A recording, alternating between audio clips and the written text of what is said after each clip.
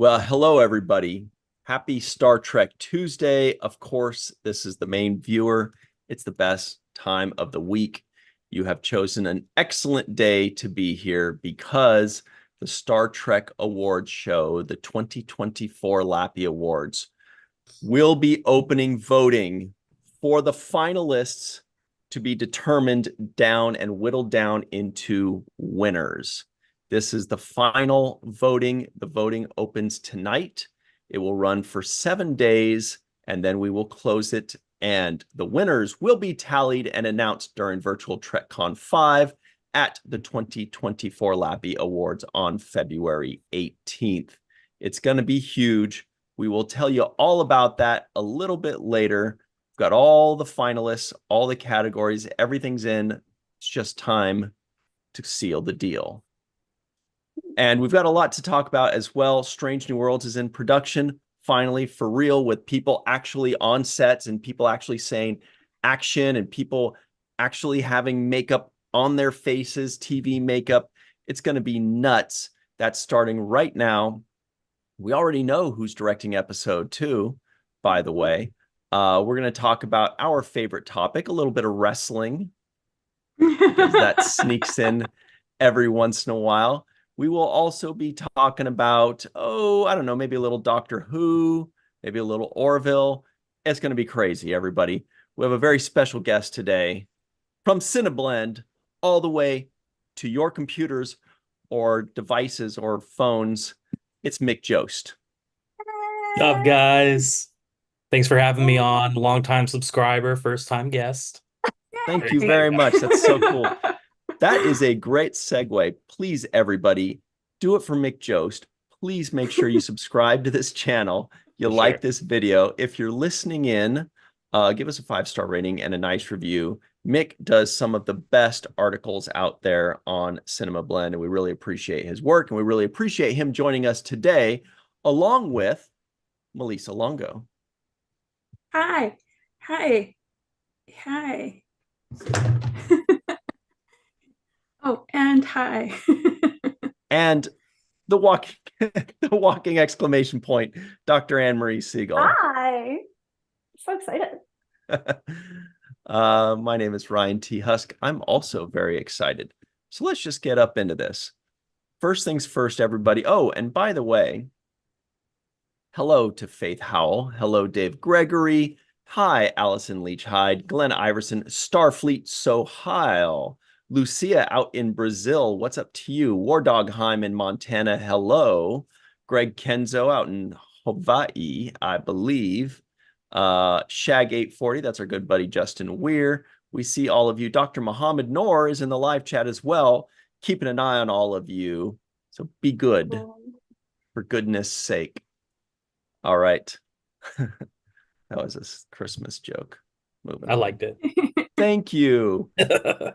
So speaking of Christmas, this is something very important that we have to address.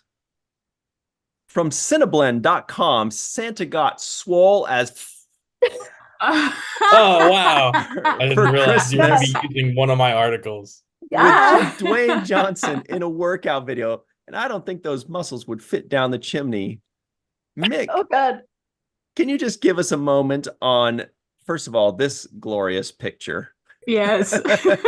Because, as everybody knows, Dwayne "The Rock" Johnson is a big Star Trek star from a Voyager episode, so it's extremely relevant. What was going on in that picture? Well, that was from, I think, some Jumanji 2 promotion, and I was like, this works for Christmas. The actual video itself, though, is him in an Instagram video working out with a celebrity trainer who's dressed as Santa Claus, doing his own version of The Night Before Christmas, which is, yeah, it was definitely maybe written by The Rock because it's not the best clever thing. But every time I think what's astonishing about that video is that like Dwayne The Rock Johnson, he's a monster of a man. He's always been like this huge jack dude. So then you see these celebrity trainers that are like somehow even bigger than him, and it like makes him look like a normal person, and it just like blows my mind. I'm like, who are these people? Like, what are they doing? More than I am in the gym, that's for sure. Wow. Wow. Amazing. Yeah. I think Ryan, Ryan's did you frozen. freeze? Or are you like frozen with excitement? He's I can't stunned. tell. He's So he had stunned. nothing else. He's like, wow, that was incredible. But yeah, no, this video is just first off, here's the thing. I don't know why, but The Rock has this weird sense of humor, and I feel like I've noticed this the more I covered him. He makes this mention midway through the video of Santa. He makes the implication that Santa got herpes from an elf. And I was like, this is such a weird, like, that's such a weird thing to say in the middle of this like promotion. Oh, Uh-oh. We shoot, just lost shoot, Ryan shoot, completely. shoot. It's all right. Oh We're no, still we're gonna have live, to right? like go. We are still live. Okay, Guys, thanks this is for how just it like works. another second. I'm the host now. All part of my plan. Be the first and last time. Wait, how does Ryan Yeah. get back in then? He'll probably just have to restart his computer and then jump back in. But we should probably keep going. Yeah, I want no. to hear I think we're all more good. about these herpes and Yeah, elves. no, we don't have to talk about that. We can sidestep for On that. the live chat are like Ryan down, Ryan down. Where's Ryan? Yeah, That's no, amazing.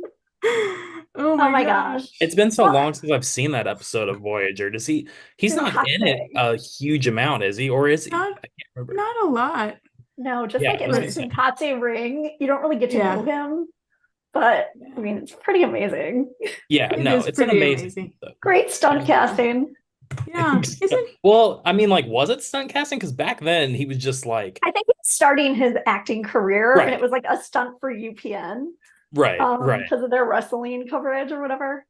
Yeah. So funny. Yeah, this was like was before he good. even did like the Scorpion King. You know, he had that like guest role in The Mummy, and then like did a Yes. terrible Oh my spin-off movie. gosh. And it's funny to Wow. think like 10 years later, he's like the highest paid actor in Hollywood after that Voyager appearance. It's like he's the most So in-demand guy. crazy. Yes. And the That Mummy is was crazy. 1999 because that was my first date I ever went on. Oh, wow. This is the segue we need. Your first date in 1999. Mhm. So set the Okay. scene. Did you guys watch the Voyager? Set the scene. Oh my God. No, but his dad was a Voyager fan. Oh really? Wow. Okay, so while Ryan's trying to get back on, I know he's not the biggest Doctor Who fan, so we won't Yes. give any spoilers, but I will say your Doctor Who coverage on Cinema Blend is amazing. And I thought I saw it's not a spoiler because you also talked about theories leading up to it Mhm. and like what the buzz was. How did Mhm. you have your fingers so on the pulse of Doctor Who's fan theories? I mean, part of it is just I've watched the show for a long time. I was actually a Doctor Who fan before I was a Star Trek fan. I was late to the Star Trek game. Wow. I got a job at a radio station. I met this guy who was a huge Whovian. He's like, you gotta watch Doctor Who. You gotta watch Doctor Who.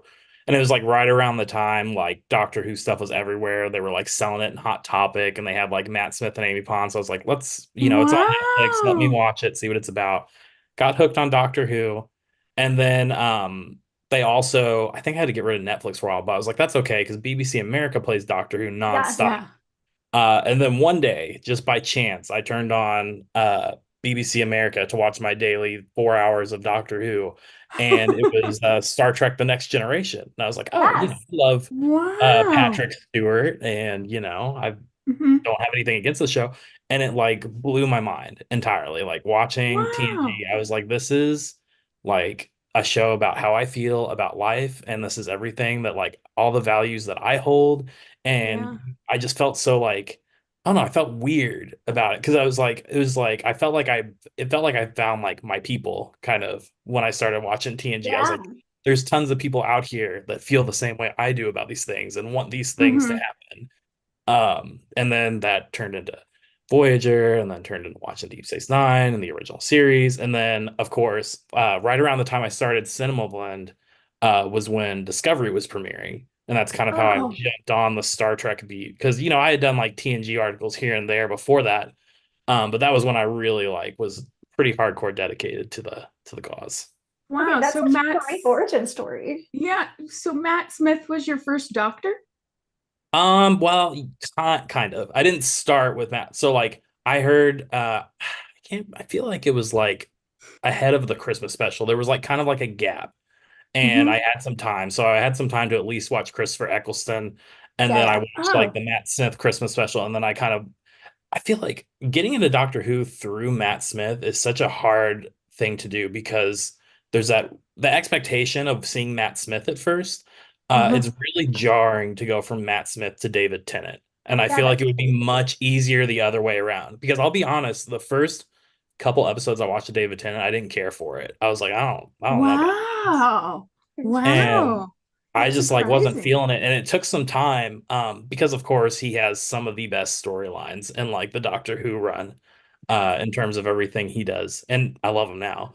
But Yeah. yeah, no, I feel like Matt Smith and him just give off very different energy as the Mhm. Doctor. Totally. So yeah, Yeah. it was kind of jarring. I didn't know if I was gonna watch any of Tennant's run when I first got into it. I was like, oh, this guy's annoying. I mean, that's Yeah. literally like my gut thing. It was he's way too much kind of Well, thing. it's hard Oh, getting used to the new ones. Well, I have Rory and Amy bachelor party magnets on my refrigerator. I Oh my mean, gosh. t-shirts, you guys.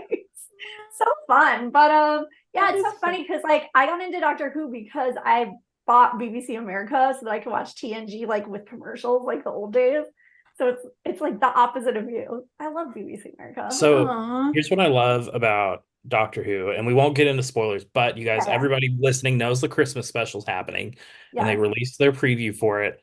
And the thing I love about Russell T Davies coming back to Doctor Who is I feel like once he left, Stephen Moffat kind of made Who a bit more serious, and then with Chris Chibnall, it got super serious. Yeah, yeah. And Russell T Davies, he kind of did he injects like a lot of cheekiness into Doctor Who stories. So I feel like it's Mm. fitting the Christmas special is about goblins kidnapping a baby to eat it. Like it's just Oh, something that's so goofy. You're like, yeah, like that's like the Russell T Davies stuff I remember. Like just so many storylines where it's just so, it's really serious but goofy. He's really good at balancing. yeah. Yes. I Aw, mean, in that yeah. first special, I just watched them all this weekend. And when they have like the little stuffed animals, I was like, oh my God, this is so cute and weird and quirky and fun all at once. It's very fun. And I love, Aw. but you did a great or a great article about like the theories and the fan buzz for what was going to happen in that third and final special.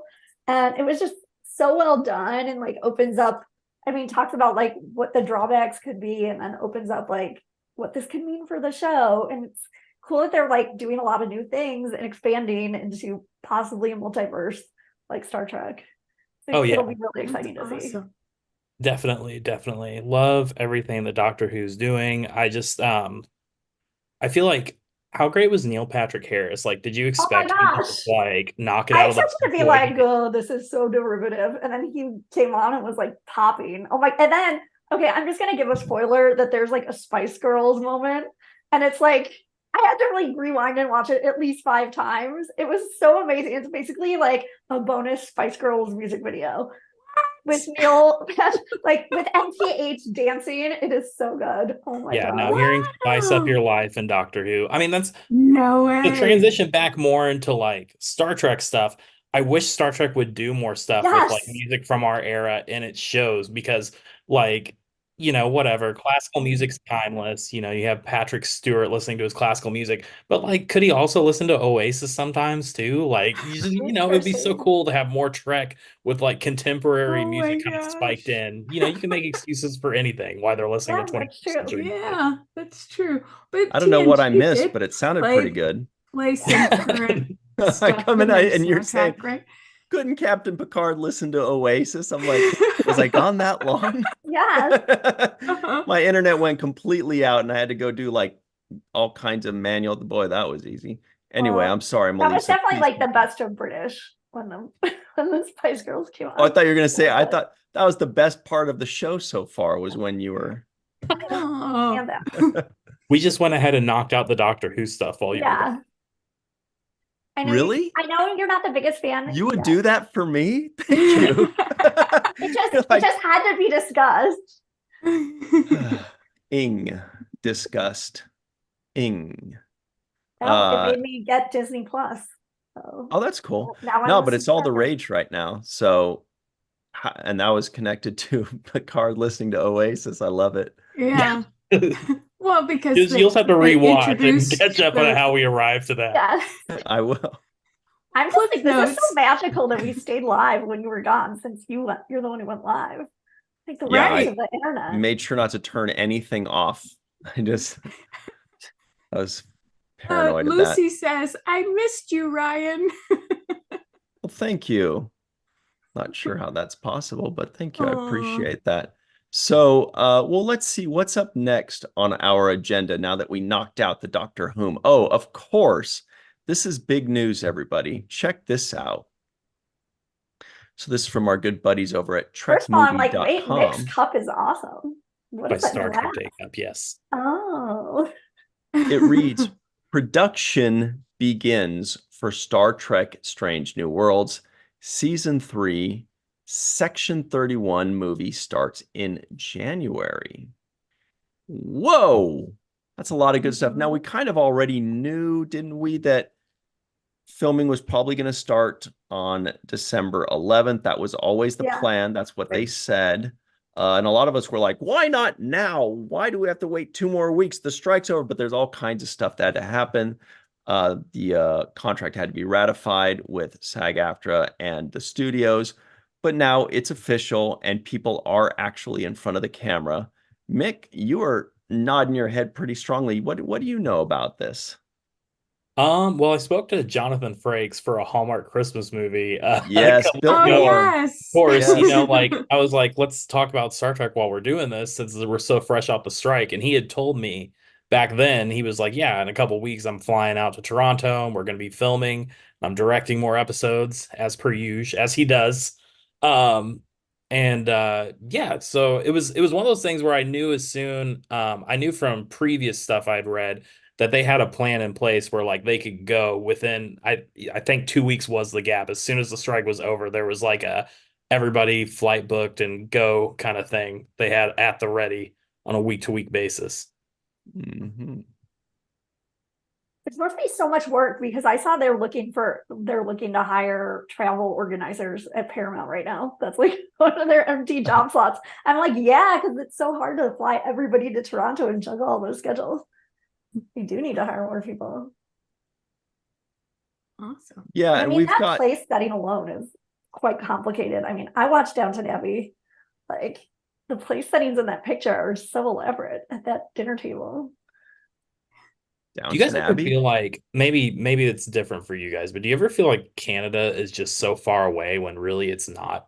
Yes. Like one Yes. time I Yeah. was when I went to Star Trek Mission Chicago, I was talking to some Canadians and I was like, whoa. I was like, how long was your flight? They're like, oh, we drove. I was like, you drove? And they're like, yes. They're like, yeah, it's about a 6 hour drive. I was like, 6 hours. And I then I like know. Googled it on my phone. I was like, oh, it's only like 6 hours from my house to Toronto. That's It's nuts. crazy. It's so crazy to me. Wow. And I've still never been. But like something that feeds into that is the time delay in Canadian TV shows that air here. I'm always like Private Eye, Sean Pillar, like Michael Pillar's son Sean's show would take like 6 to 9 months to come. And Murdoch Mysteries is always like 6 to 9 months delayed. That's what makes me feel like it's so far, I guess. Mhm. Yeah, now, did we already know about Section 31 though? Well, actually, you know what? We'll get to Mhm. that in a moment. Let's talk a bit more about Strange New World Season 3 shooting, just because our good friend Davey Perez tweets this out, everybody, or this, I believe this is maybe an Instagram, actually. Yes. Instagram post. That is a beautiful chair. Look at that. This guy. Mhm. So he does that. A couple other people gave us a couple more hints, so everybody knows. Oh, and Chris Fisher. Here's a Fisher, great yeah. one by Chris Fisher, who's a great friend of the show as well. Says, caution, loaded Pyro, who everybody knows is an X-Man, right? Pyro, or he was a supervillain. Widget on. Factory Co. Now, if that weren't enough, if you head over to a website called Instagram.com, our good friend Jordan Canning, who was interviewed on The Seventh Rule, I believe she did Charades, directed Yes. Charades, which personally One of was my my favorites. favorite of the season. Thought it was a lot of fun. She posts on Instagram, well, just this picture. Jordan Canning, director, episode 302. So I don't know if we knew this, but this is the first I've heard of who is directing the second episode. It's going to be Jordan Canning. Nice. I would keep those if my name was on that Star Trek Delta. I'd Absolutely. keep that for take it home and keep it forever. So Uh-huh. cool. Yeah, no, for sure. I think I actually do know another one of the directors of season 2. Sorry, I'm like searching as I look it up.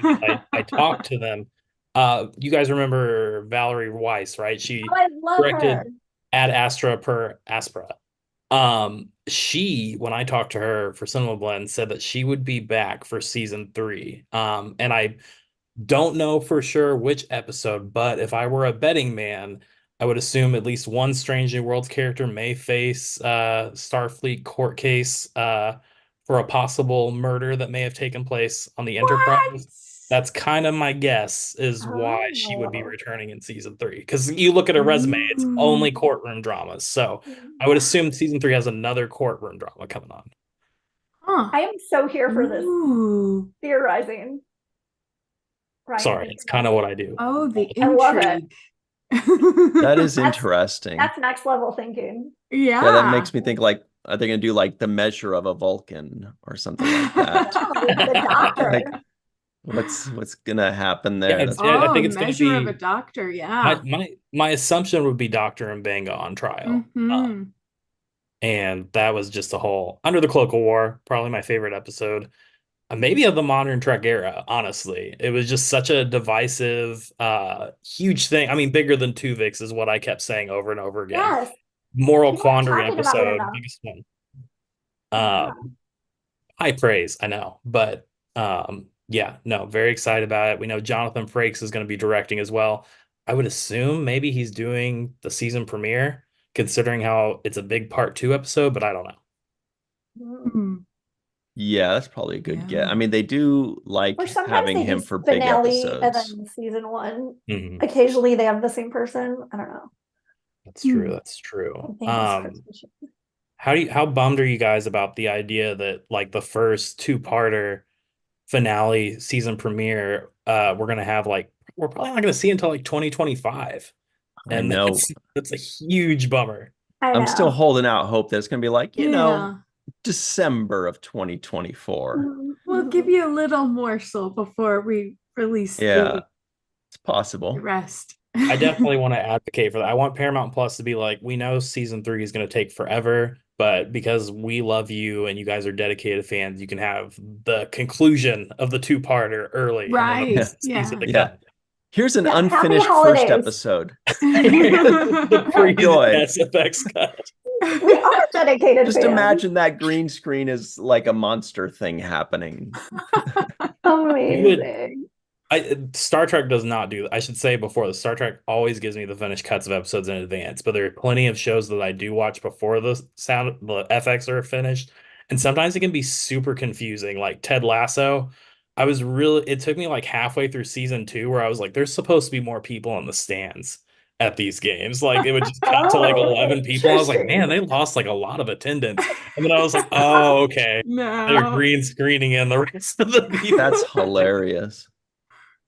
Wow. Hilarious. That's amazing. Or they'll Star also Trek never do- does that though, do they? I mean, there have been No, some no. times where we've seen some things and have thought, are they gonna add this or are they gonna change that? But they don't. It's the finished thing is what goes out. I'm trying to remember what was the most recent one. Oh, It was they something, had it's Lower sometimes Decks. in the credits or They something had like messed that. up. They put like the prior week's writing and directed by mistake. They like cut and pasted it into the next episode, and they hadn't changed the Mhm. writer and director for that episode. Well, Then I emailed and I was like, like freaking. Hey, I that's have a nerdy observation. that's something I would have never caught. So credit to you for putting in the legwork and doing Only because like we love having like the writers and directors on. So I'm like, oh my god, it'd be so mortifying to ask them and then being like, that's not even our episode. Mhm. Glenn Iverson in the live chat says the worst part about the way they release TV shows today is that by the time the next season premieres, you've forgotten just about everything that happened in the previous Totally. season, which is Mhm. very valid because, yeah.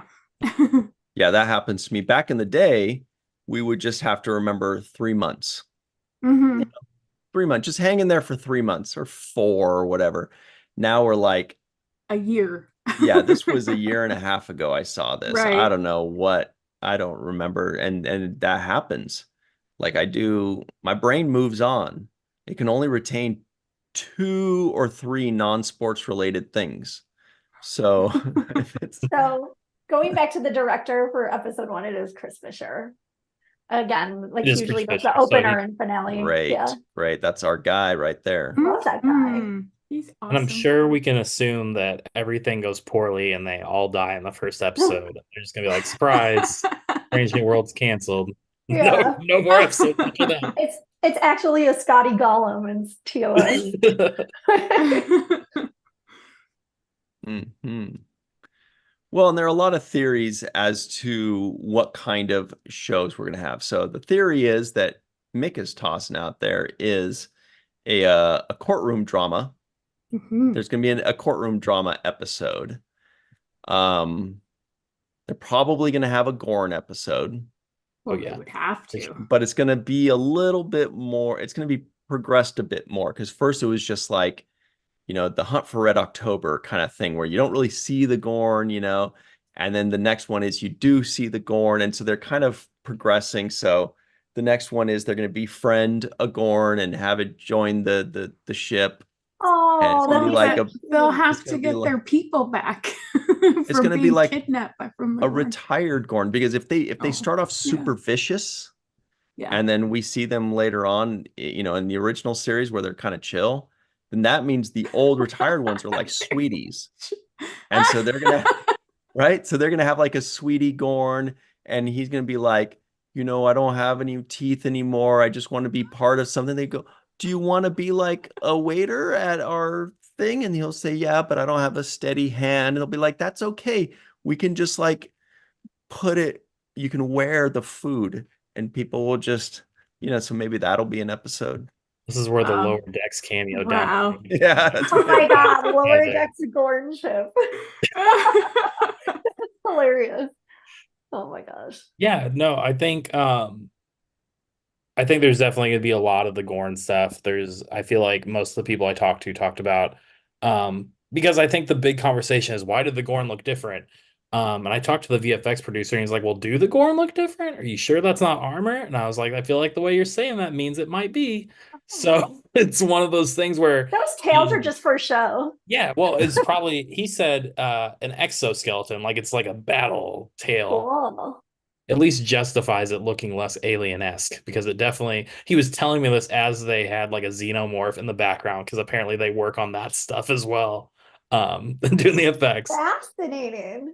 Huh. Wow. That is But interesting. what season 3, I mean, you have to bring you would have to think at some point they're going to have to like tease the eventual affair that begins with Stan. We saw him in season 2. Assuming it's not happening already, we would like to assume the best. And maybe, I like the fact that they kind of put some of the onus on Spock. It's kind of Spock's fault too that this relationship is deteriorating. Where in TOS, it was just like T'Pring was the heartless woman who did this to the perfect man. So I love seeing Spock's failings kind of show through in season Yeah. 2. He's kind of failing the relationship. Mm-hmm. And she's Yeah, like because no we all fool and knows something's going on Hmm. with Chapel. I'd love to see more T'Pring. I want to see Spock and Chapel break up or stop being all lovey-dovey and let Spock and T'Pring do their Vulcan thing so that I can see more of T'Pring's mom and dad. Yeah. Yeah, I agree with that. I like the Vulcan family Amazing. dynamic. So good. Totally. That was charades. Yeah. Yes, it was so wonderful. I just saw that I hadn't seen the IndieWire article that was like 25 best episodes of 2023 that came out at the end of November, and Charades was one of them. It was rated like 22 best TV episodes. I was like, I agree with that. I mean, obviously it's different. Like only Trekkies voting is different than like TV critics voting, but For I just sure. love charades. Yeah. Benjenium in the live chat says maybe lady Gorns have tails. Yep. Who am I to say? I Or don't maybe know. it's just cosmetic. Some of them decide not to have it. Oh, true. They get it removed. Yeah. Mhm. I often wonder about that. Like if and when we meet a bunch of alien species, they're gonna have so many things that we think are so weird. Like that we, throw a ball to another guy who goes and they call it a touchdown. And we have all these things and they wear this armor and they get all mad at each other and then, oh, but you can't cross this. Well, you can cross this line, but not if you throw it and all. And there's all this stuff. And so like aliens would be like, look at you. What does this even mean? So they Yeah. might just have stuff where they're like whistling at each other and then like, they're rolling on the floor. Don't we But anyway, have that's the that here on accessories. this planet Yeah, we between have people who different don't understand humans sports here. who whistle to each other? Yeah, but I was more getting into the accessories. They could have like the weirdest things that we just think are totally nuts. So maybe a Gorn, maybe they just have tail accessories, like that's just all like implants, Oh, and like the So rich ones get them. you can do that in like Orphan Black too with their weird body mods. what I thought you were going with that rhyme, and you're like, when aliens show up, it's like, how are we gonna know if they had like cosmetic surgery or something like that? That's a good point. It's like we'll never know. Be like, why do they look different? Yeah, Oh, they have That's a plastic great. surgery. it's Well, probably it's better just that like way. the rings around the neck. Some cultures have rings around their necks on Some planet people have Earth. Rings around their exoskeleton fingers. tail to kill people. Yeah. Yeah. I feel like for all mankind at some point in the next like season or two is finally going to come across like other life. So it'll be really interesting to see how Ronald D. Moore does that. Oh, so good. Now, here's the next item with regards to Strange New Worlds. It is from our friends over at Slash Film that I just recently realized means like a Yeah. slash film, Yes. but they spell it out as slash film. Mhm. Uh, it says how Carol Kane crafted Pelia's accent for Star Trek Strange New Worlds. So a lot of people have wondered, what kind of accent is that? Is it French? Is it Vulcan? Anne-Marie, you read this. What is this accent that Slash Film is talking about? Where'd she get it? Well, so basically, so she is Lanthanite. So it says the Lanthanite accent doesn't quite resemble anything on Earth. And but like what's cool is like in addition to how it doesn't resemble anything on Earth, she also explains how like she lived tons like hundreds of centuries and centuries and centuries. So the way you talk just is gonna like change over time and get stranger or like develop weird inflections. So it's exciting. I just love her. And anytime Kelly is mentioned, I'm like, that's going to TMV. Big fan. I love Carol Kane. And I love her performance as Pelia. So I feel like I need to say this beforehand. But when I heard her voice and her Yes. accent, I was like, it just sounds like the same voice she used in Unbreakable Kimmy Schmidt. And I made the mistake of mentioning to her during her interview, and she was kind of like, it's something completely different. I was like, I'm sorry, I didn't realize that was like, I didn't mean to come off as offensive when I said that, but I didn't mean to. But it does sound very similar to me. It sounds kind of like the voice when she was the crazy landlady in Unbreakable Kimmy Schmidt. Okay. Yes. And I will say it also doesn't sound that different to me than when she's like Lucca's wife in Taxi, where she likes to do these like indiscriminate accents. So I'm kind of like, apparently she said like at her audition and stuff, they were like, you can't use your real voice.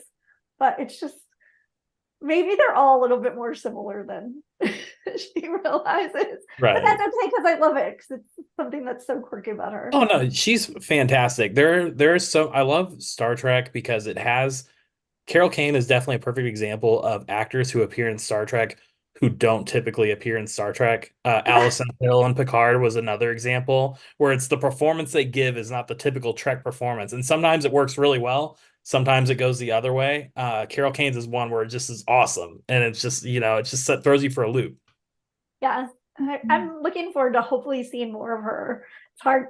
It's like hard to follow her movements because she's not really on social media. So she's more difficult to stalk, but I'm hoping she shows up a lot more in season 3. You don't know with Scotty there. Who knows how much Yes, longer? exactly. I'm also wondering, Yeah. like, when does Scotty officially join the Enterprise? I just don't know. Well, it sounds like, or it seems like they're probably going to be doing some kind of slow weaning off of her, like where he joins the team and then he's kind of like studies under her tutelage for a while, and then hopefully she rides off into the sunset. I Because just if it's also not wanted, that, then you worry that it might be something where she dies. She Gets killed dies, by a and then Gorn. necessity says, okay, well, Scotty, we need you to be the and chief he's engineer and now. somehow he like says yes because that's a horrible track record for Enterprise engineers. But Yeah.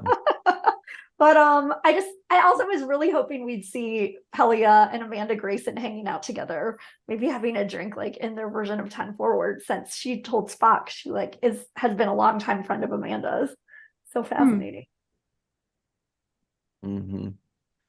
Yeah, but I am worried. Do you guys think that Pelly is going to last beyond this season? I feel like if they kill her off, I would, in my mind, if I was a writer for Strange New Worlds, I would say we can't kill Pelia off because we already killed Himmer off, and Yeah. it'll just be the show where nobody leaves the show unless they leave in a body bag kind of thing.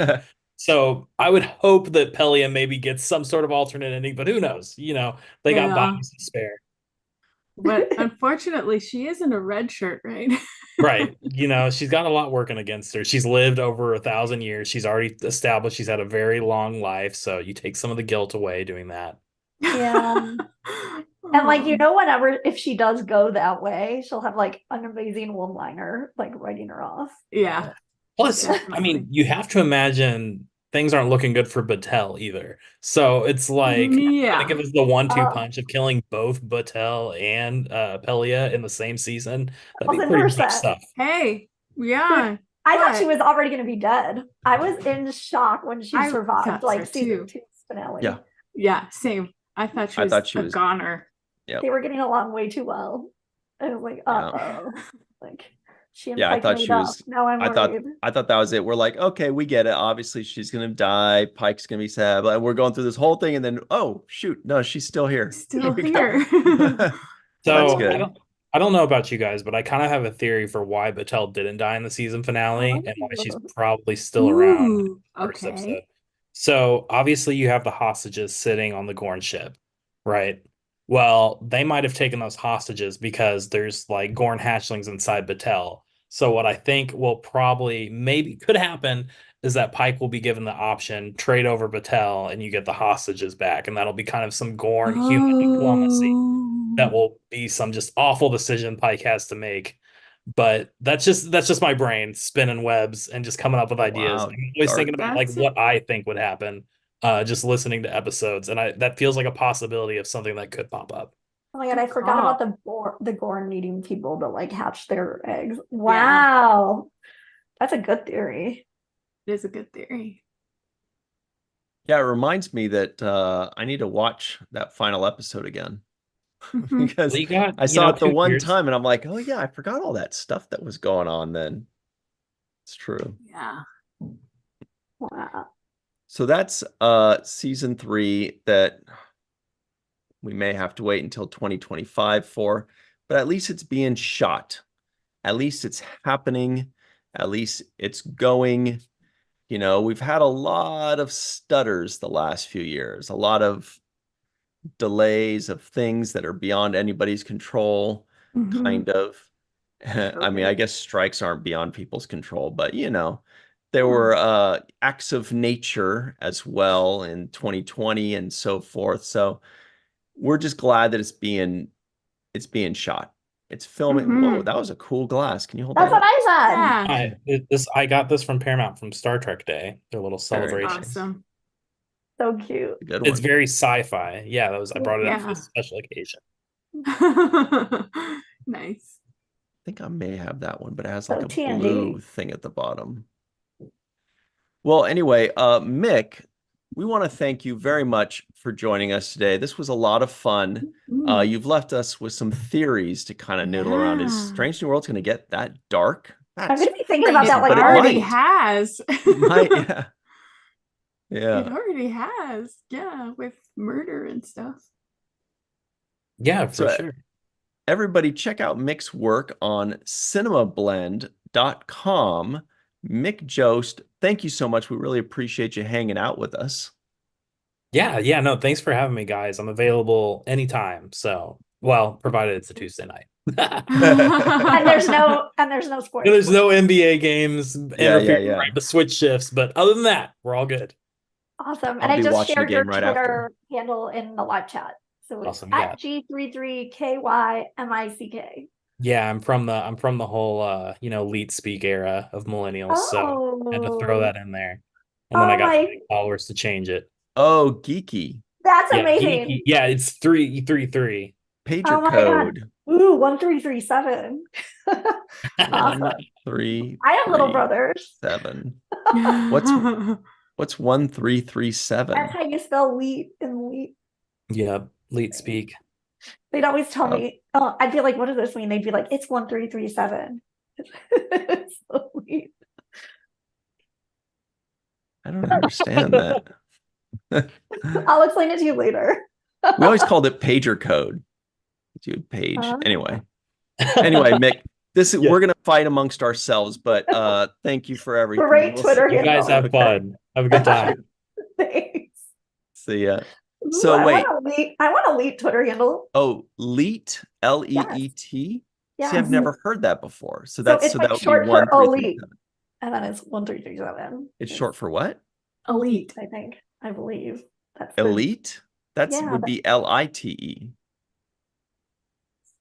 yeah, but then it's just cool to say. It's kind of like how like you got pooned, like from like owned with the like typo for P. Wait, It's like, you know what I mean? what did you call it? Like, and it's like you got owned, and then it's like you got pwned, and then some people are like you got pooned. Oh, All based on like the typo, like during gaming. yeah, no, I heard pwned. I just didn't hear the Yes. first thing that you said. I've never heard it pronounced that way before, doctor. But you're the It steps doctor. so- ahead. Yeah, it's because one person did a typo and instead of saying owned, they said pwned, and then somehow that just Yeah. took off, which is the magic of the social world.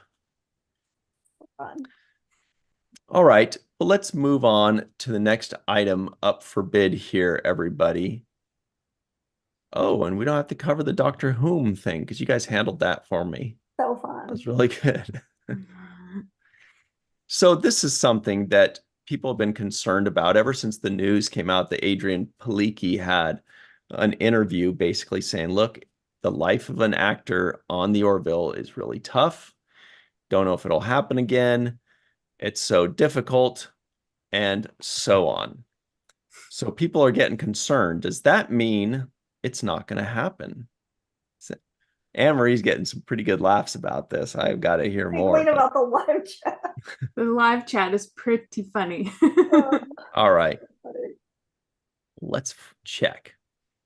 Well, what are we giggling about in the live chat? I just watched The Santa Clauses on Disney Plus, and Michael Dorn reprised his role as Sandman from On B95. Is that what it was? No, I was just giggling about all the elite talk. No, okay, yeah. Yeah. I don't see it. Okay. And hi at the Matt Boardman. You just recently joined the live chat. Bob D says Ryan's hoping the internet goes down again. That's Faith Howell says, Ryan, just accept you're not cool enough for this. whoa, I guess you're because just not a I I'm don't not call cool it, certain enough age. for this because I don't call, either. are we talking about for not knowing pooned? Or are we talking about because some of us call it pager code instead of leet, misspelled, by the way. Oh my gosh. Because it is Nude. misspelled if it's Okay, based nude. off of it. Yes. Yes. And that would make 2 out of 3 of us not cool. Yeah. Greg Kenzo also says it's elite. Yeah, it sounds like it's a thing. Well, okay, if War Dog Heim even knows elite, I'm getting Yeah, worried sorry. here. Robert Kaiser says we're all 1337. So Amazing. lost right now. Back to the Orville, because I know a little something about the Orville, and I know a little something about spelling, and that's not short for elite. It Aren't would they be all prime LIT. numbers? Yeah. Yes. All right. Anyway. So the point is, back to the Orville.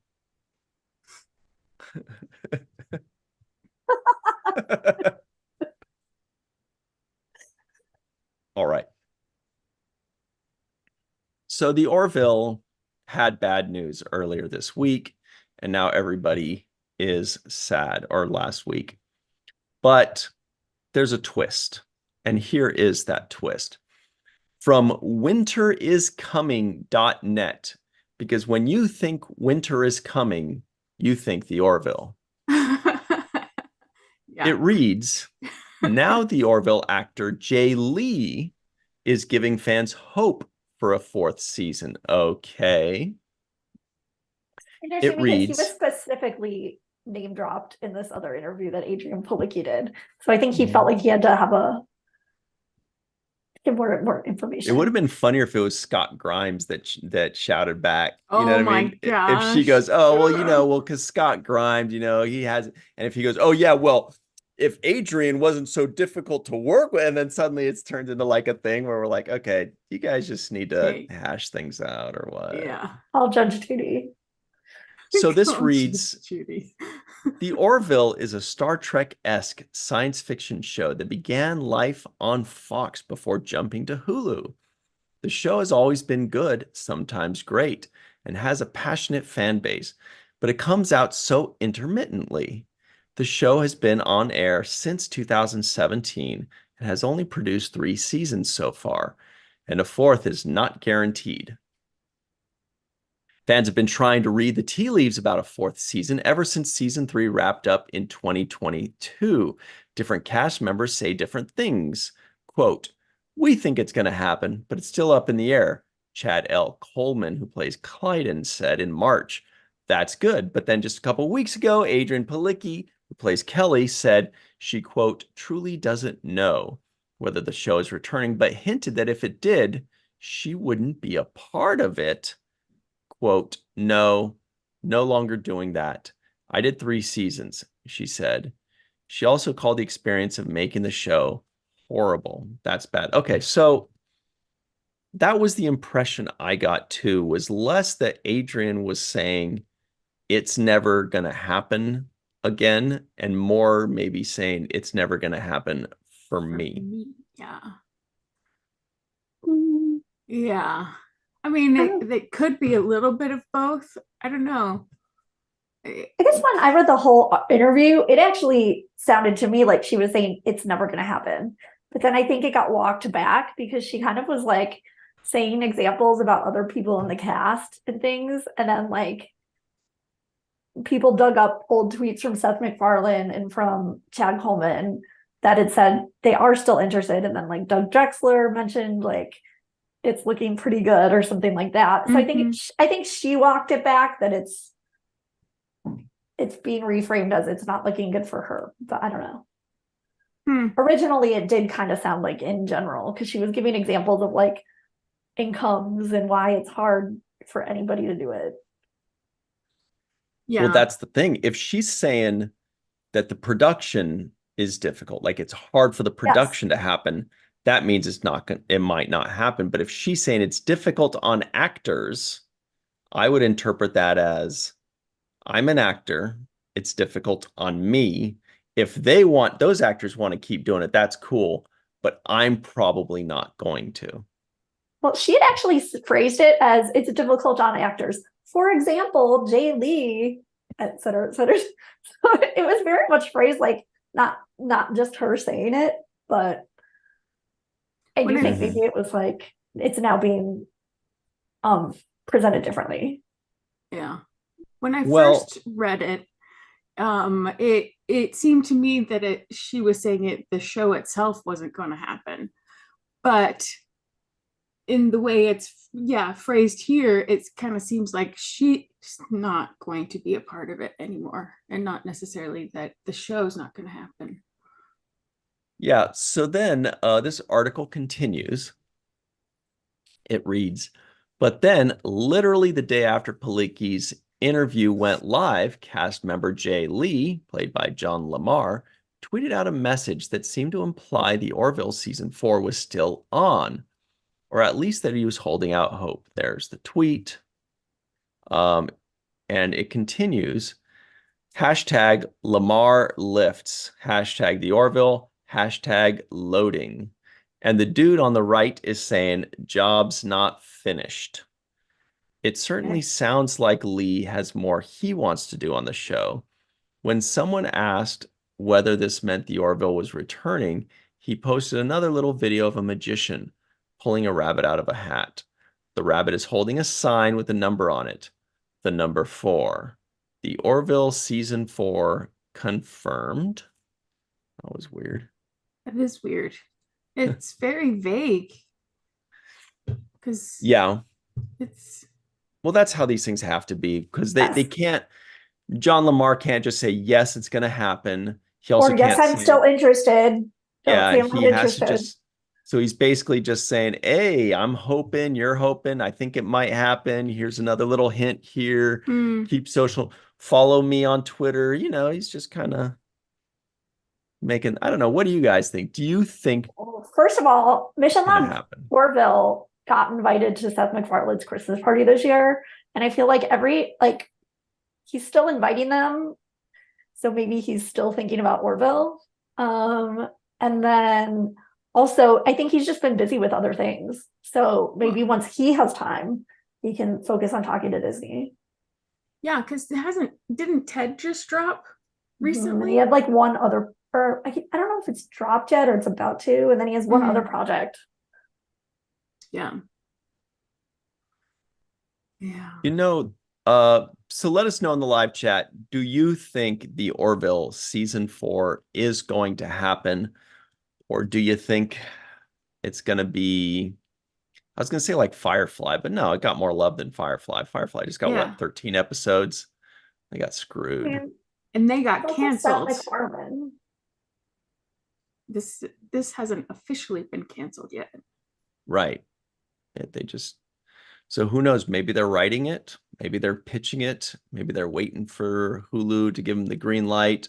Maybe they're waiting for Disney, Hulu, ESPN, ABC to buy Star Trek outright, and they can just call it Star Trek: The Orville. Matt Boardman is saying that you never know with this kind of stuff. When I was working on Defiance, we were all but guaranteed a 4th season, and then management at Sci-Fi changed, and we were done. So but you would think since it changed to Hulu, that would have been more of an incentive for Hulu at least to produce a 4th season.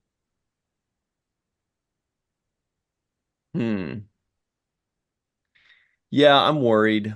Honestly, I'm worried. I'm not 100% sure. It sounds like I'm guessing that most of the people involved want to do a 4th season. Maybe not Adrian. Let's say Adrian says, nah, it's not going to work for my lifestyle. I need a more steady job. I need to, especially we just had some strikes. I need something that's just going to be more consistent. Which is fair. Do you think if that's the case that they replace her with a different first officer, Or do you think they promote from within?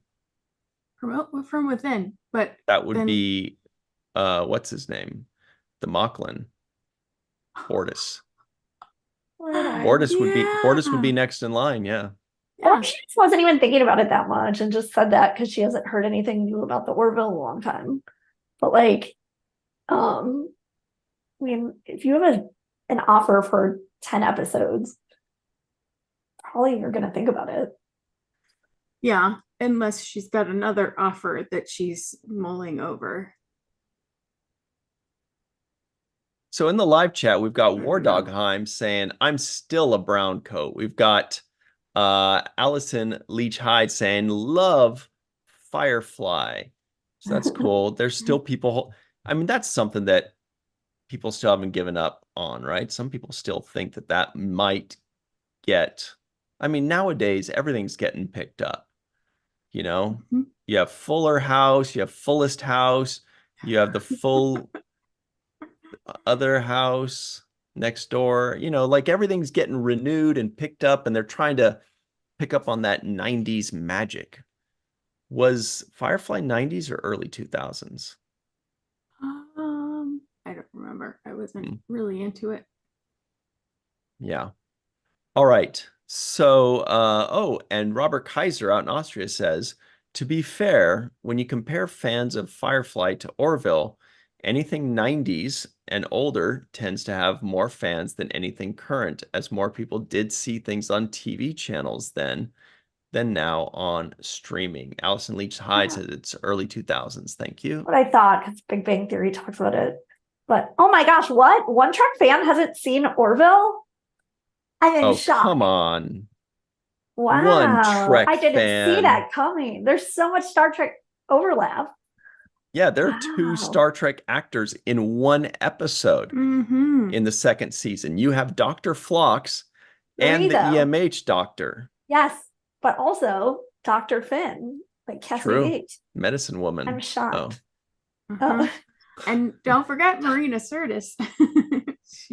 But I'm just saying in that one specific episode called Season 2, Episode 3, entitled Home. And you get to see doctors from two different series sharing scenes together. So cool and so fun. One Trek fan. So hardcore. Oh my gosh. That episode. Yeah, so one thing to go back on, a little bit more on Strange New World Season 3 that we didn't quite cover yet. This is from ScreenRant.com. Check this out. Yeah. Strange New World Season 3 already guarantees a classic Star Trek event. What's that event? Basically, it's alluding to one of the screenshots shared by Chris Fisher with the caution exploding console sign. So this one right here. Yeah. I see. So we're talking about a battle in space in which the console explodes. Oh my God, not on Star Trek. That's shocking. I never would have guessed it. Yeah. And then I guess Celia Rose Gooding was kind of alluded to it might have been her console because she says, "Oh, that looks familiar," and so we don't know if Uhura is the one who gets their console blown up or who. We don't know, but it's a tease. The other thing that I always thought was funny is when like concrete would fall on people's heads on the Enterprise. The rocks. And it's like, I was like, where did the rocks come from? Why are they always storing rocks in the level just above them? So like there's this episode, like episode 3 of Deep Space Nine. Suddenly there are like bricks all over the promenade, and it's like, why are there so many bricks? Greatest Jen is like, there must be some sort of hipster restaurant like, on the promenade. It doesn't make the bricks and rock situation never makes any sense. But so that always puzzled me. And then back to this article, the other thing that always puzzled me was exploding consoles. Like what's so explosive in a console. Like what I always wonder, like why are That's things something in place to exploding? prevent it, like before it Right. gets to that level. And just what's in there that's explosive? Microchips? You shouldn't have dynamite.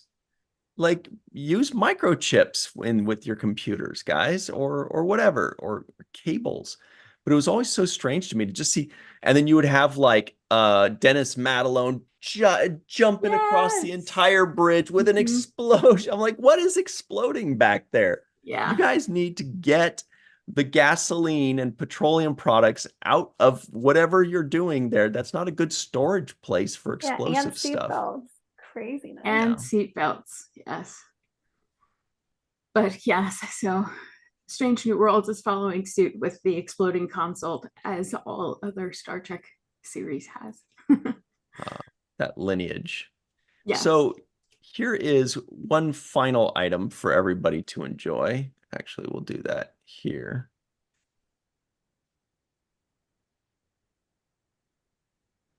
Hang on one second. We'll put it right here. So with Prodigy moving over to Netflix, it's important to do a little Netflix research, everybody. And here that is. It's from deadline.com. You may have heard of them. And it's entitled Netflix reveals viewing data for the first Ooh. time across its entire catalog. So what does this mean? Does this mean that we're going to be able to see the actual data from about how well Prodigy does? So we Yes. can like tweet at Netflix incessantly being like, no, look, we can tell that Prodigy did better than 80% of the other shows. You got to give us a third season. Is that what's going on here? Well, so this first set of data is just like January through June of 2023, but it is the first time that a streaming service has released this kind of thing. They say that it closely ends up mirroring their top 10 data that they release like periodically, but I mean, this is definitely like a step in the right direction and sort of like a sign of good faith by Netflix to help like what one of the things like fanning the flames with the strikes were about not having the data about from streaming services. So it's incredible. I mean, first of all, the numbers of like the hundreds of thousands of hours that things get watched, it kind of like is staggering to think about. But yeah, I think it'll be amazing. And I think this list included like 18,000 titles or something. So obviously Prodigy is going to be in it. And hopefully their next batch of data. And I feel like it can only help having like concrete numbers to talk about. We've got a funny little comment from Matt Boardman.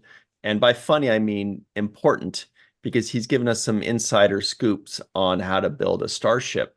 He says, listen, explodium is an important material in the making of consoles. It increases the data transfer speeds. A little exploding consoles is worth the trade-off for those speeds. So that's good to know. Thank you very much, Mr. Matt Boardman. So explodium is important. So that's why it's always blowing up. I get it. Makes sense to me. So Rose Kirby says, I just need to know how many categories will I have to answer on the Google form for the LLAPy Awards. 2.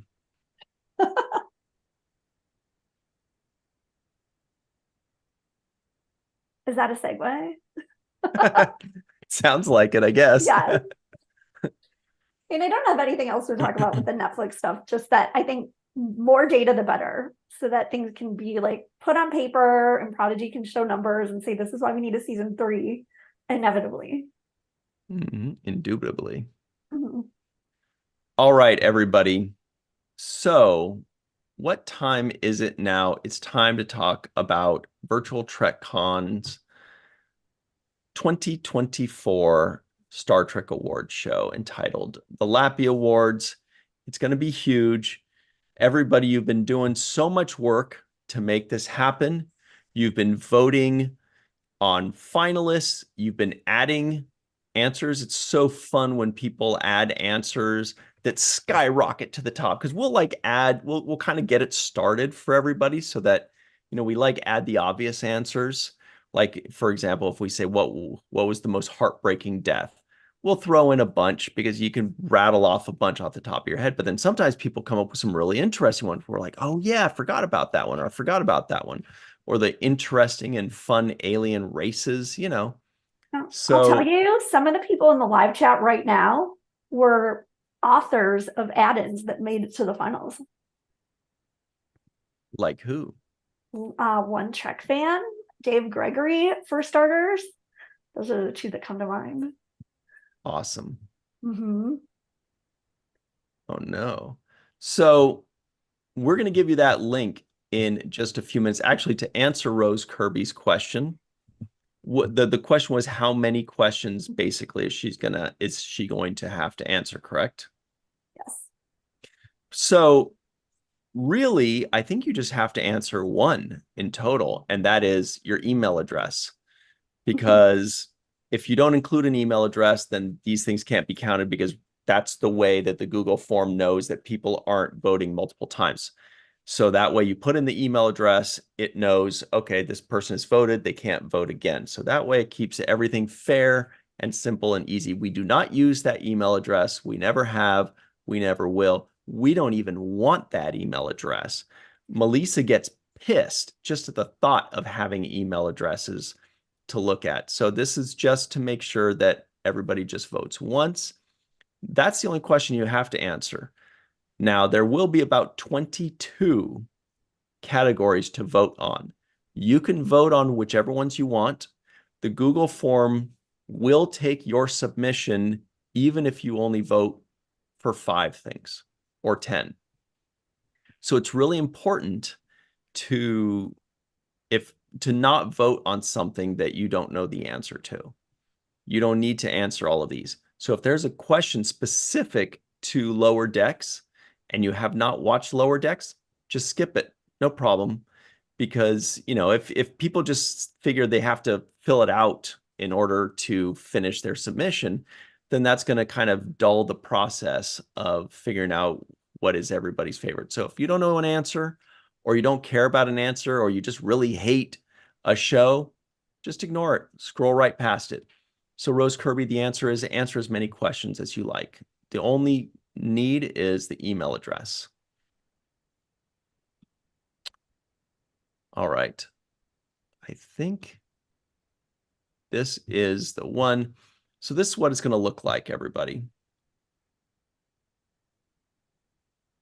What do you think, Melissa? It looks fabulous as always. Nice job, Dr. Mohammed Noor. Yes, Dr. Mohammed Noor puts this together. Thank you very much for him. And he has made it so this is live. When we give you that link, you can vote now, you can vote in a few days. You have 7 days to do it, but then everything closes next Tuesday night. So of course it says these are the finalists that were voted in by the fans, and now it's time to vote for the winners of the 3rd annual Star Trek Awards show. There are 3 main divisions. 1, Legacy. That's all series and movies before 2017. 2, Star Trek Universe. That's all Star Trek series and movies, new and old, everything. And then there's the new current Star Trek, which is just all Star Trek released in 2023. So what that means is there's a gap there, right? Between 2017 and 2023. Those still are included in the Star Trek universe. So everything's included there. And then the last one, which is a bonus one, is just for fun. And those will be added to the Golden Lobes. The Golden Lobes is like an additional award show that we do on February 17th, the day before. And it's just for fun. It's just silly answers and theoreticals and bets and who's it's. So that's for a different award show that will happen the day before. Am I forgetting anything? The winners will be announced live at the LLAPy Awards on Sunday, February 18th, 2024, as part of Virtual TrekCon 5. And these polls will close at 11:59 p.m. Pacific time on Tuesday, December 19th, 2023. So here, of course, valid email address. We went over that. We will not use your email address for anything.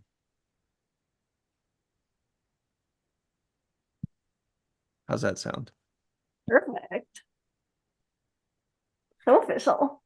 I love it. Yeah. I love this time of year. Mm-hmm. Oh, and Dr. Mohammed Noor is in the live chat. Mm-hmm. Thank you for doing this, Mohammed. He's a very busy guy, and he still finds the time to put these together. Amazing. So let's go over some of these. Everybody, you guys voted these in. These are the finalists. Legacy, that's everything pre-2017. These questions cover the original series, animated series, Next Generation, Deep Space Nine, Voyager, and Enterprise, and all 13 Star Trek movies. So the first one is, who is the best power couple? And these are the finalists, of course, Ram and Lita, B'Elanna and Tom, Troy and Riker, Cisco and Yates, T'Pol and Tucker, Kira and Odo, Jadzia and Worf. Mm-hmm. Which Star Trek Deep Space Nine episode had the best makeup? These were the finalists. A lot of fun ones there. What is the best ship battle episode in pre-2017 Star Trek? Okay, that is going to be a fun one for me because I'm really not a ship person. I know. So fascinating. We'll make a ship pornographer out of you yet. Your thoughts, Melissa? Yeah, it's exciting. It's great. Yeah, I don't know much about like the ship battles, but there are a lot of people out there that love the ship battles and they go, oh, the episode, oh, best of both worlds, best ship battle or whatever, you know, and I don't really pay too much attention to that, but we like to have some very varied categories. And A just couple. because I don't know a lot about ships and Anne-Marie cares way more about a different kind of shipping Mhm. than, you know, we still got to include all of these things. And that's why like power couples, you know, that's a little less my thing, but some people love it. So there's something for everybody in these. Yeah. is And what just a we're trying to say. couple other things to remind everybody. Mohammed reminds us that it actually, like the orders of the answers change every time, and that's to reduce any kind of bias. So when you pull it up, it might look different than it is on the screen right now. The other thing is you can only vote for one answer per category. Yeah, those are both great. So the first one, eliminate any bias. Right. Very good.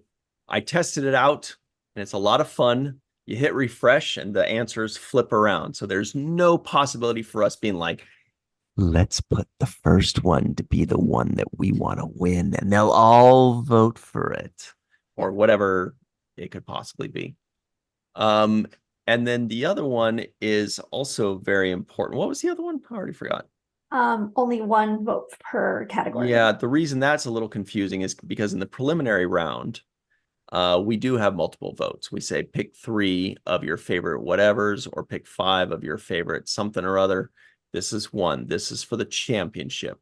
This is the Super Bowl of Star Trek awards. So the next one up here, that's the best ship battle. Then we have the pre-2017 loose end that you would most like to see resolved. So that's something that was never resolved. It was never closed out when it originally aired. But now that the Star Trek is alive and well again, we could get resolution to some of these. Lower Decks has been great about doing things like that, you know, picking up a storyline that, you know, was left open. So a lot of good ones. What happened to Kaiopaka on the moon? That's a fun one. The big one, what happened to the conspiracy aliens? Mhm. Remember that a lot of people thought that Picard season 3, the big bad might be the conspiracy aliens. That was hilarious. Got Jillian Taylor. Mhm. What happened to Thomas Riker? What's up with that Borg baby and Voyager that disappeared for Amazing, no reason? amazing deep cut, Lisa. I love that. I'll admit I had no idea what that was. So good. What happened to Loss? Was he found? Thank you. What became of Bailey, who stayed with Baylock? Does Captain Sisko ever return from the wormhole? Another big one. What was the I like funniest? that category. Yeah, it's a fun one. It's a good one. What was the funniest moment in Star Trek, the original series? The Tribbles falling on Kirk, Spock saying silly things, Kirk and Spock, Fizbin. It's green. The Scotty getting into the fight with the Klingon, Chekhov making a little joke that's extremely little. A lot of good stuff there. Who is your favorite one-off character in Star Trek The Next Generation? So many great ones. Richard Castillo, Rachel Garrett, Lal, Eileen. Oh, sorry. Do you guys spell for short? Is she lean and you guys spell it Leen? Ah, Is that what we're talking about here? Yes, that's her. Samuel Clemens, Lieutenant Commander Shelby, Captain Jellicoe, the champion of champions, Captain Dathon, and Sergei Rozhenko, the dark horse. Yeah, I love that guy. So that's it for the legacy stuff.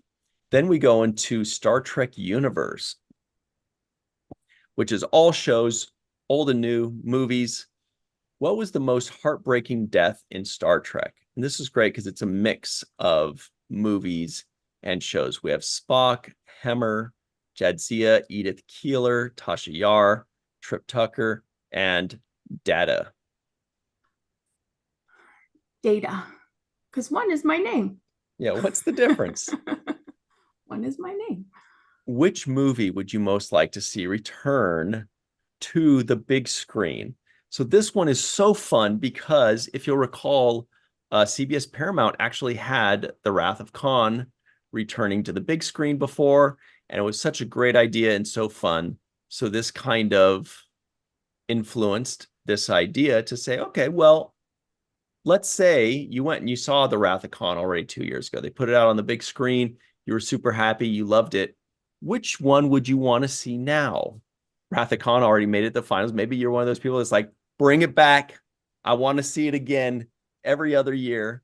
Or maybe you got the motion picture. We got The Voyage Home, Undiscovered Country, First Contact, Star Trek 2009, and Star Trek Beyond. Those are the options. Those are the finalists, I should say. Mhm. Then we have which one-off alien species is the most fun? Most fun.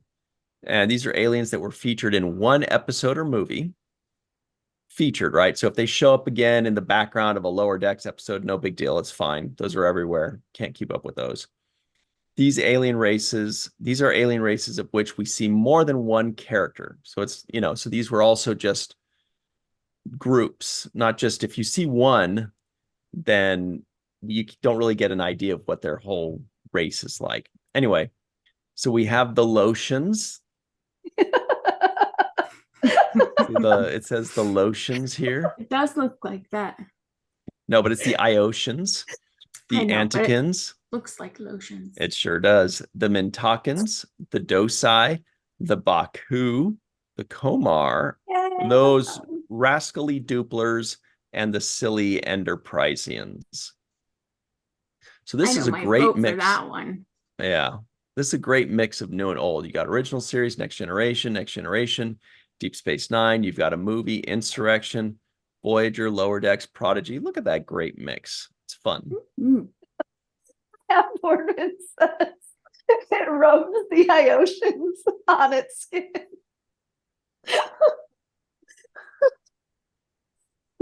Oh my gosh. Okay.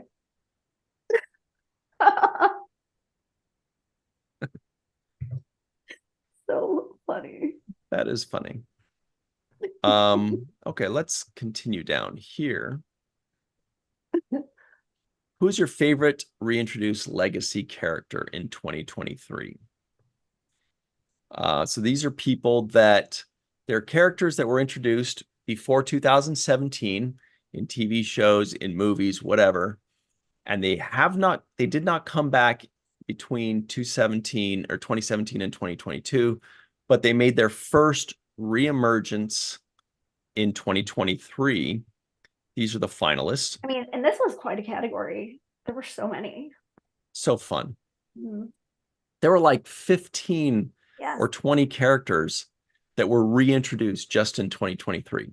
amazing. So the finalists are Rom, Scotty, Ro Laren, Beverly Crusher, Worf, and Geordi. Fun little mix there. That's going to be a toughie. That's going to be a toughie.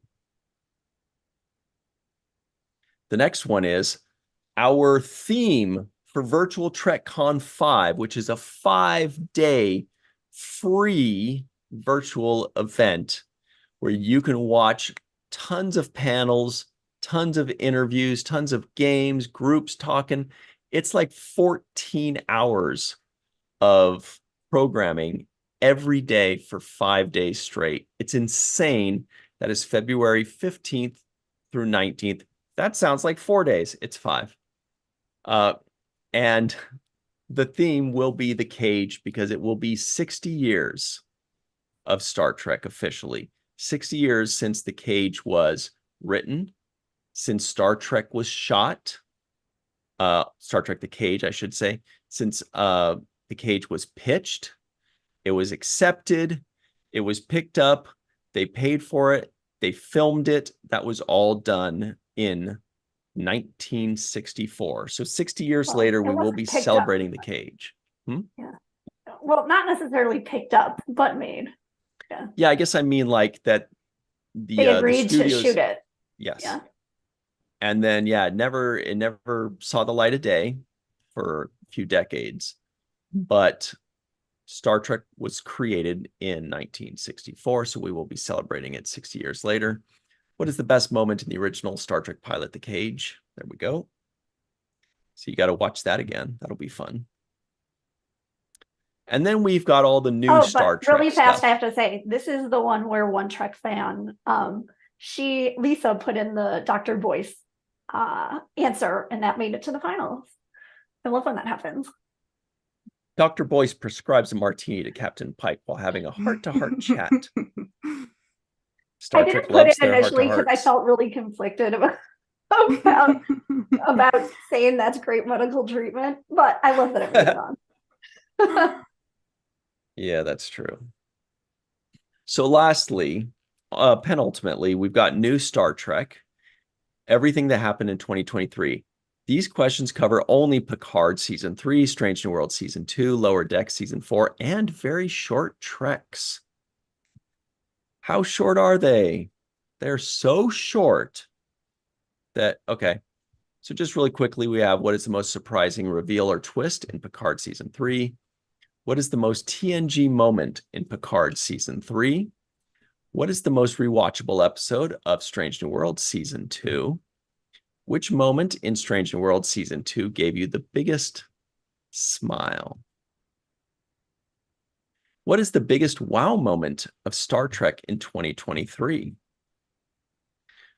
Which is the funniest episode of Star Trek Lower Decks Season 4? What is the funniest moment of Star Trek in 2023? Who is the most interesting new character introduced in Star Trek in 2023? What is the most exciting moment of Star Trek in 2023? Who was the best antagonist of 2023? What is the best new episode of Star Trek in 2023? That's the big one. Mm-hmm. The best new episode of Star Trek this year. So Looks many like good ones. we've got a lot. We've got Strange New Worlds. We've got Lower Decks. We've got Picard. Take your pick. This is it. You get one. It's going to be tough. Which very short Trek 2023 episode Oh best my celebrated gosh. animated Star Trek? You see how Whoa. they're already out of order? Yeah. So which episode best celebrated animated Star Trek? Melissa's going to pick Worst Contact, if I remember correctly. That was oh my gosh. Oh, you're saying it's not the best, It's Melissa? naughty.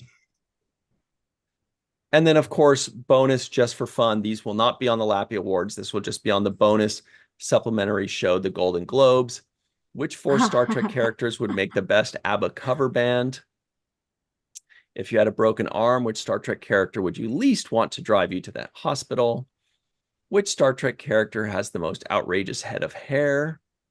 What is the weirdest Star Trek episode title?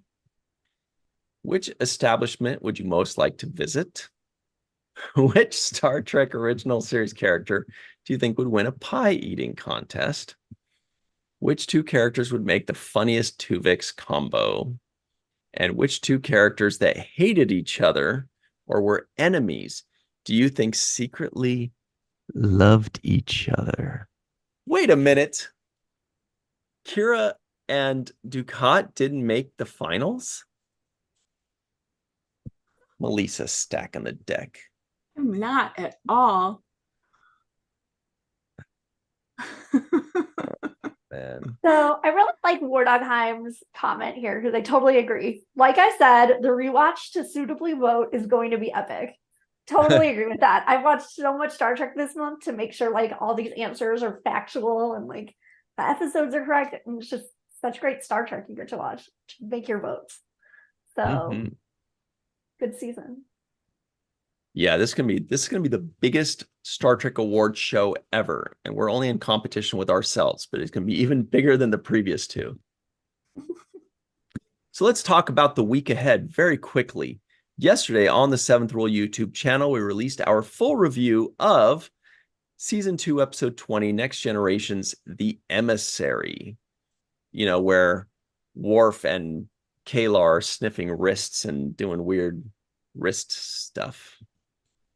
And then on Wednesday at 6 p.m. Pacific, 9 p.m. Eastern Time, on the Falling Tower YouTube channel, we've got our review of Troll Hunters, Tales of Arcadia on Netflix, because a lot of the writers from Prodigy first wrote on Troll Hunters. So we want to support Prodigy as much as possible. So we are going to review it and tear that show apart. And our very special guests of Muhammad and myself, are meteorologist Katie Nicolau and sci-fi guy Andre Kottman. Yay, he was in the live chat a little bit ago. Oh, good. So that's Wednesday, 6 p.m. Pacific, 9 p.m. Eastern Time on the Falling Tower YouTube channel. Then on Thursday on the Seventh Rule YouTube channel, 6 p.m. Pacific, 9 p.m. Eastern Time, we will have something special for you to be determined. We always do. We do something great for you on Thursdays. Thursday Thunder, whatever that means. And then on Friday, come right back to this channel, the Virtual TrekCon YouTube channel, 5 p.m. Pacific, 8 p.m. Eastern Time. We will be doing Star Trek and Chill with a very special guest. You know him as Dr. Phlox on Enterprise. We know him as Dr. Phlox on Enterprise. It's John Billingsley. He will be joining us live. So bring your questions, bring your attention span, and bring your friends. It's going to be a great time. That is 5 p.m. Pacific, 8 p.m. Eastern Time on the Virtual TrekCon YouTube channel. Then on Sunday. And can I just say, and be ready to laugh because that guy is funny. Ain't that the truth? Then on Sunday, on the Seventh Rule YouTube channel at 9 a.m. Pacific, 12 p.m. Eastern Time, the Seventh Rule is closing the book on seasons 1 and 2 of The Next Generation. We've watched all of the episodes. We've reviewed all the episodes. We did Chaos on the Bridge. We did a review special. And now we're closing the book on that chapter of the bedlam of the first 2 seasons of The Next Generation with a mailbag episode. Myself, Sirach Lofton, Melissa Longo, and Denise Crosby answer all of your questions, no matter how personal they may be. We'll do it. So check that out. And that's it for this week. So really fast, where can we find the Google Doc to vote for the LLAPy Awards? Should we tell them? Yes. All right, we are putting it in the live chat. And everybody at home will also put it in the comments below. So if you're watching live, make sure you hit refresh when this ends. Leave a nice comment. Tell us that you're going to vote. Tell us who you're voting for. Do whatever you want, but leave a comment. Keep the conversation going. It's a lot of fun. We'll also leave this link in the comments below and in the description box so that you can jump on. And also it helps to share. The more votes, the better. Share to groups. Okay, I personally go through my Facebook friends list and specifically send the link to everybody I know who watches Star Trek. And you know what? Usually they're like, wow, this is fun. Thanks for sending it to me. Yep. Yeah, and we want an accurate depiction of Star Trek fandom. So we want thousands and thousands and thousands of people voting on this, because the more people vote on this, the more accurate these answers are. And we've had some very accurate results the first couple years, and we would love to keep that going. So thank you to everybody that votes. Thank you to everybody that shares it everywhere. Share it in every Facebook I text it group. To my second cousins who aren't on Facebook. Text it to your second cousins. Yeah. Send it to your local Klingon, although they may My be dad. biased. Yeah. That's it for us. That's what makes the voting not biased, because everyone gets to vote. That's right. It's not even just stuck on Facebook. It's on a Google form. All you need is an email address to make sure that you don't vote more than once. And then everybody on the planet can vote. It's insane what we can do with technology nowadays. Brain. Melissa Longo, where can everybody find you online? At Melissa Longo, MALISSA on social media, and theintrovertedrepublic.com, at Walking Art Made by Melissa, and Walking Art Made by Melissa on Patreon. Ah, you got me. What? The middle finger game. Dr. Anne-Marie Siegel, can you tell everybody where they can find you online, please? Yes, Twitter at Anne-Marie Siegel1. And everybody, you can find me on Twitter at RyanTGHusk. That's at RyanTGHusk on Twitter.com, or just Virtual TrekCon, Falling Tower, or the Seventh Rule on your favorite social media, but especially right here on YouTube.